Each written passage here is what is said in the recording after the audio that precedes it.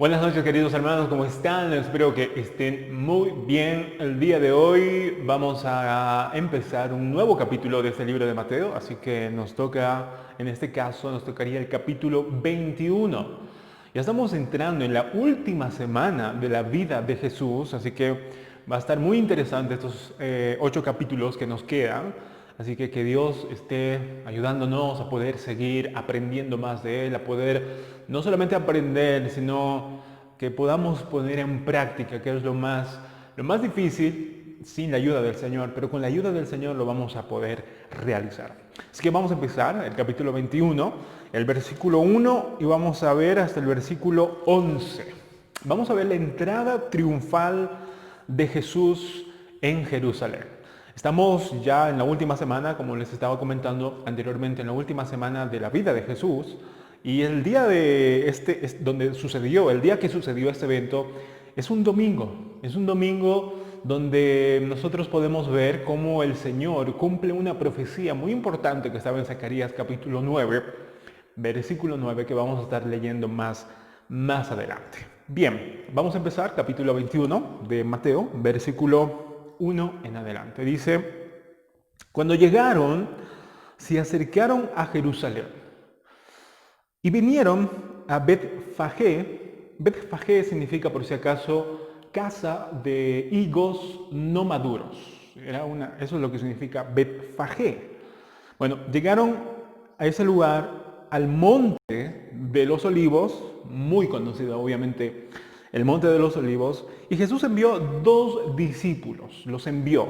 ¿Para qué? Vamos a ver, versículo 2, diciéndoles: id a la aldea que está enfrente de vosotros y luego hallaréis una asna atada a un pollino. Un pollino era obviamente la cría de esa asna, un burrito.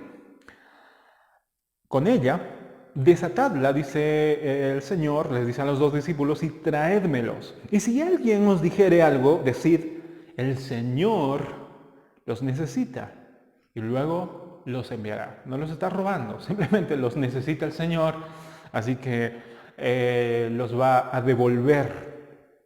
Versículo 4. Todo esto aconteció, miren, todo esto aconteció para que se cumpliese lo dicho por el profeta cuando dijo: decida la hija de Sión es Jerusalén por si acaso, la hija de Sión, refiriéndose a Jerusalén: he aquí, tu rey viene a ti, manso y sentado sobre una asna, sobre un pollino, hijo de animal de carga. Y el texto dice: los discípulos fueron y hicieron como Jesús les mandó. Estamos entrando en la última semana, como estábamos mencionando anteriormente, de la vida de Jesús. El día de hoy, en este caso, este evento sucedió justamente un domingo, en el cual Jesús entra a Jerusalén. Y les dice a 2 de sus discípulos que vayan a conseguir a un lugar para que traigan a un burrito, a un pollino, juntamente, obviamente, con la asna, con la madre del pollino.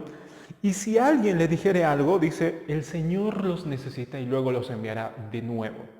Es interesante cómo el Señor, a mí me llama mucho la atención este texto, porque yo puedo ver que el Señor, no se sabe si exactamente el Señor utilizó o ya sabía que lo que iba a pasar con el dueño tal vez del asno, del pollino, o del asna y del pollino, o probablemente Jesús ya haya hablado un día anterior con el dueño de la asna y del pollino para que les prestase, como pasó en el aposento alto cuando Jesús tomó la cena, la última cena, antes de su muerte. Es probable.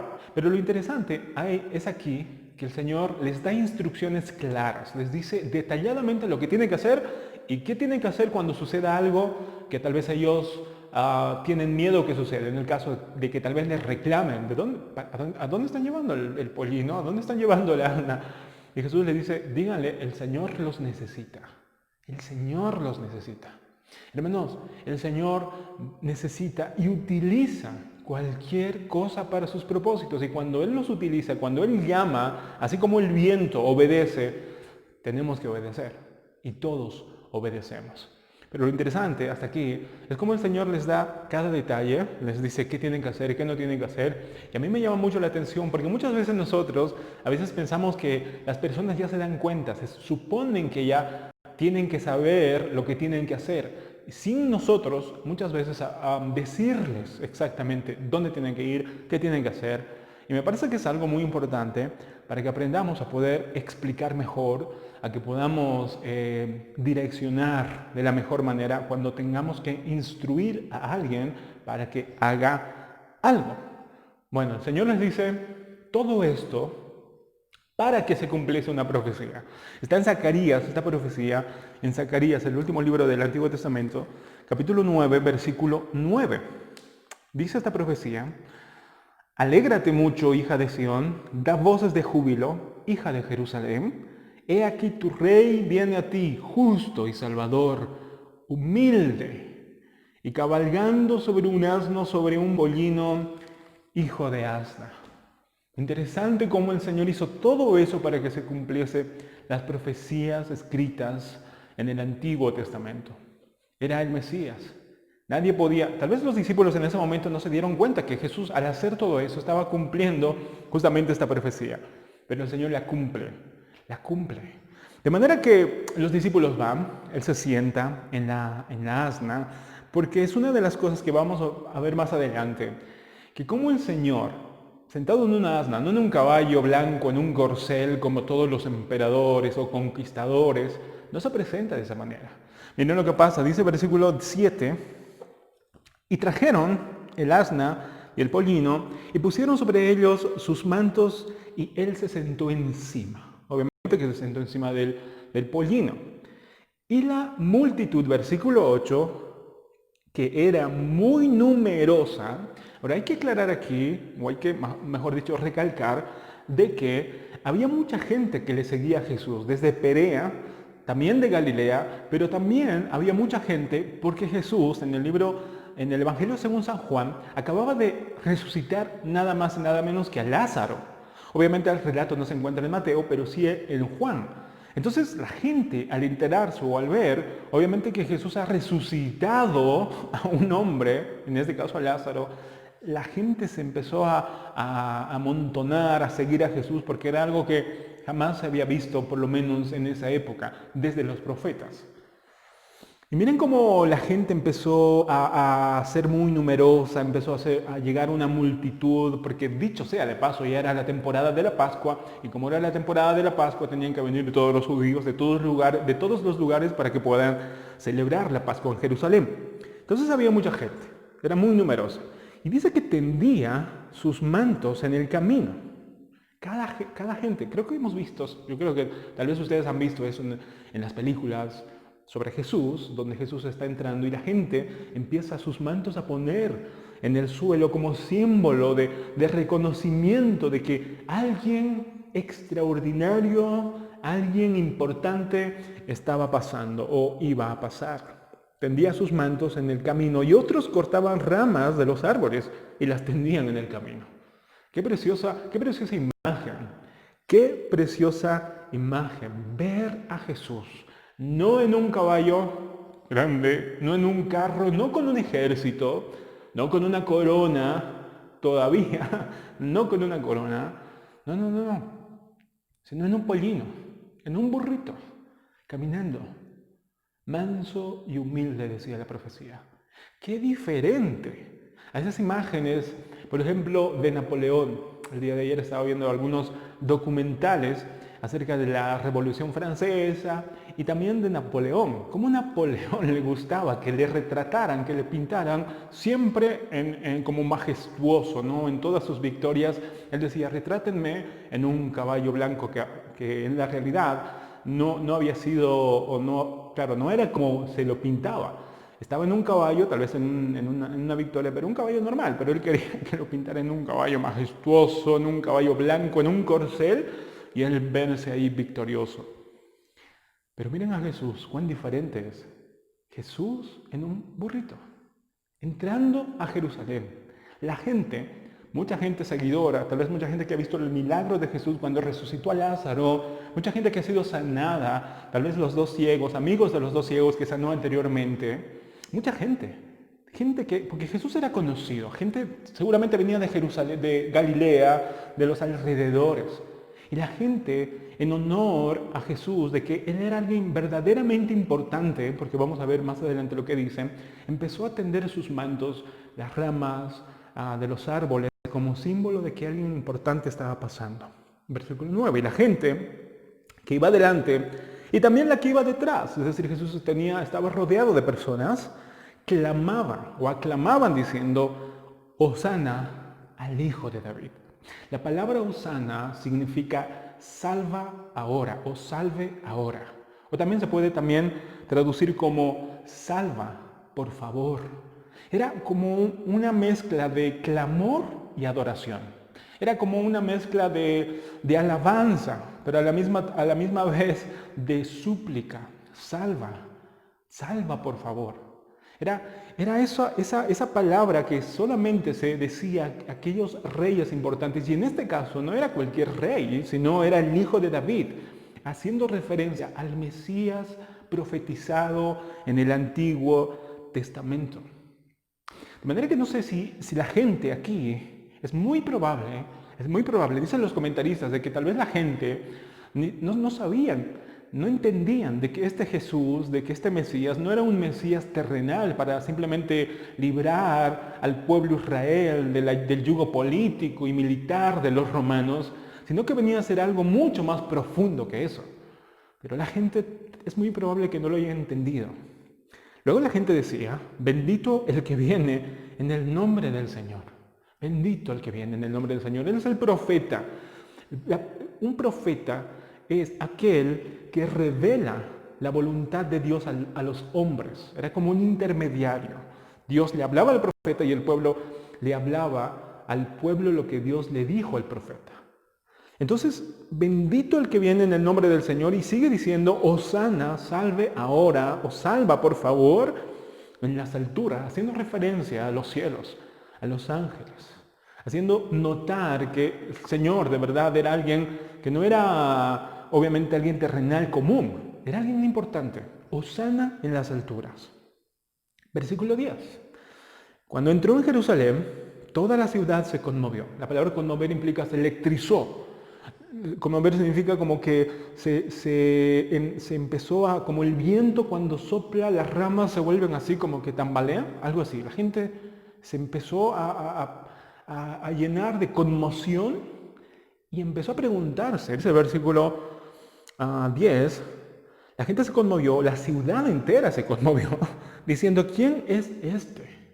¿Quién es este? Miren lo que responde, dice versículo 11, y la gente decía, este es Jesús, el profeta de Nazaret de Galilea.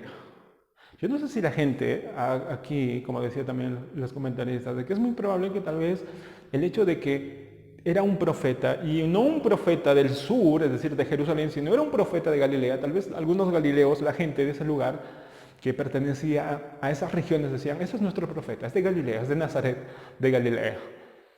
Pero era un profeta, la gente lo reconocía como un profeta. No tenían la revelación que Pedro tenía. ¿Se acuerdan cuando Pedro le dijo, Señor, tú eres el Hijo de Dios, el Hijo del Dios viviente?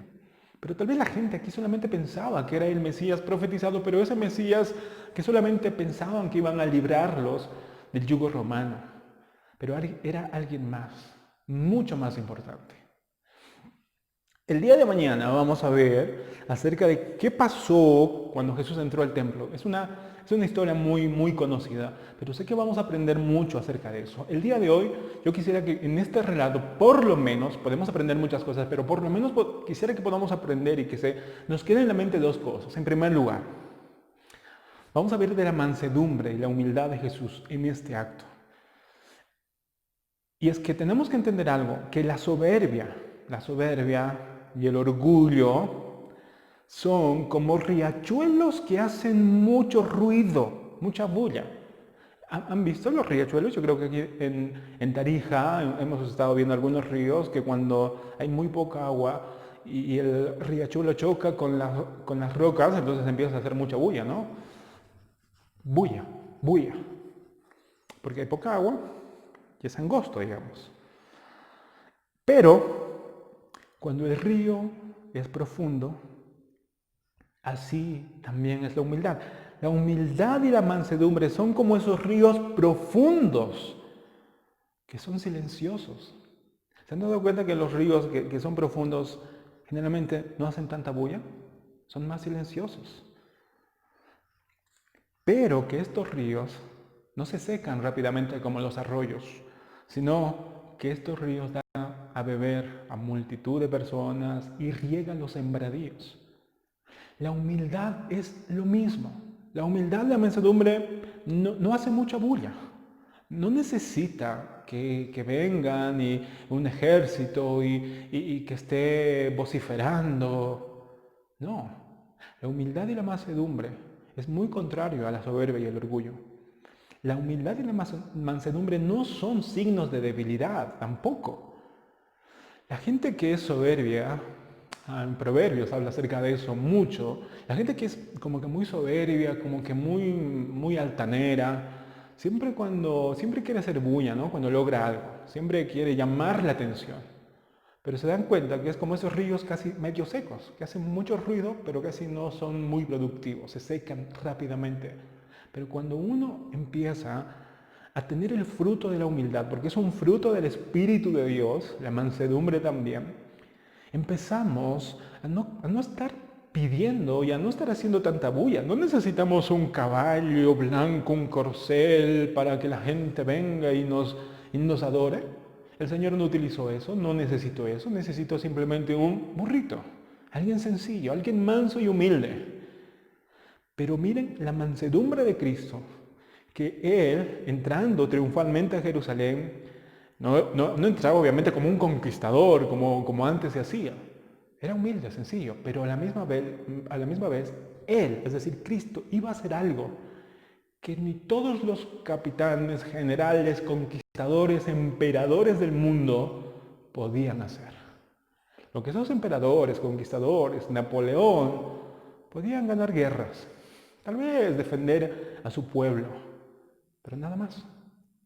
Pero Cristo, en un burrito, en humildad, en mansedumbre, vino para no solamente librar de un yugo romano o humano, sino Él vino para hacer algo mucho más profundo, que era libertarnos de la esclavitud, no de Roma, sino del pecado, para vencer la muerte, para cambiar la historia, para abrir los cielos para nosotros mediante la cruz, mediante su muerte. La humildad y la mansedumbre siempre son signos de que una persona que tiene esos frutos, esas virtudes de parte de Dios, va a hacer algo profundo. Cuando nosotros empezamos a cultivar la humildad y la mansedumbre, el Señor va a hacer algo profundo en nuestras vidas y nosotros también. De manera que no vamos a estar ahí queriendo hacer mucha bulla innecesariamente, como hace el orgullo y la soberbia. No, tranquilos. La humildad y la mansedumbre nos va a ayudar a entender que tenemos que profundizar. Mientras nuestro cimiento esté más firme en el Señor, nuestro valor no va a estar en la aprobación de la gente, sino en el Señor. De manera que vamos a trabajar tal vez en silencio, pero hacer cambios profundos. Primero en nuestras vidas, en nuestra familia y en nuestra sociedad también. Así que miren el valor de la humildad y la mansedumbre. Lo importante que es, lo significativo que es, lo poderoso que es y los cambios permanentes a largo plazo que produce la humildad y la mansedumbre. Número 2, que podemos aprender. También creo yo que podemos aprender que la gente, hermano mío, es muy cambiante. La gente es muy cambiante, que un día pueden tendernos sus mantos o pueden aplaudirnos y al día siguiente pueden gritar, crucifíquenlo, crucifíquenlo. Hermanos, tenemos que entender que vivimos en un mundo así, donde la gente un día puede aplaudirnos, al día siguiente puede estar denunciándonos, al día siguiente pueden estar diciendo, encarcélenlo, métanle al calabozo. o pueden estar hablando en nuestra espalda. De manera que tenemos que entender, a Jesús le pasó eso. Mucha gente le decía, Hosana, Hosana, pero después, a unos días después, ahí en el lugar donde Pilato se lavó las manos, la gente gritaba, muy probable que esa misma gente, algunos de esta gente que ponían sus mantos a Jesús, es muy probable que sea la misma que estaba ahí gritando cuando veían a Jesús ante Pilato diciendo, crucifíquenle, crucifíquenle. Para que veamos que la gente es muy cambiante, hermanos.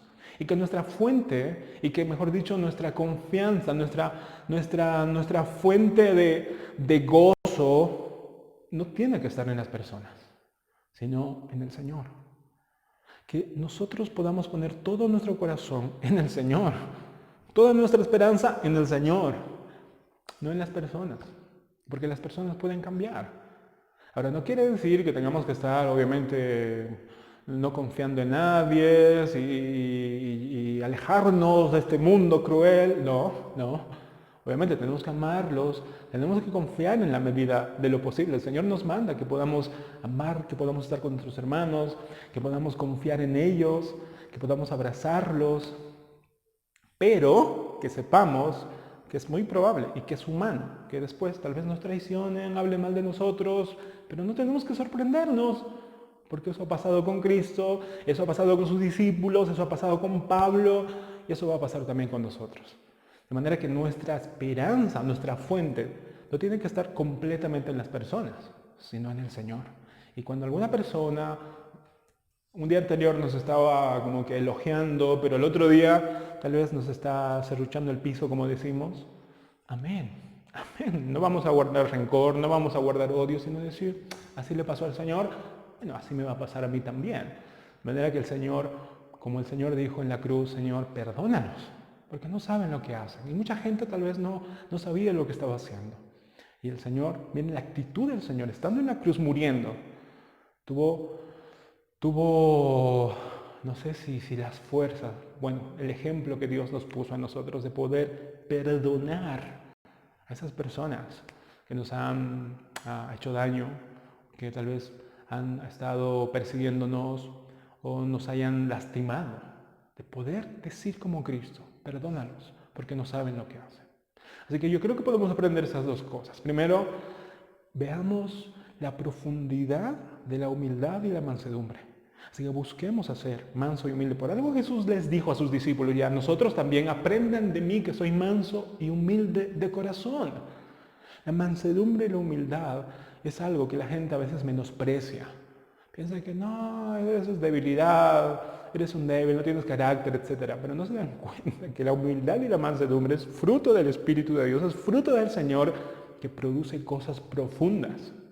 Cuando una persona es soberbia y orgullosa, hace cosas, puede hacer cosas superficiales.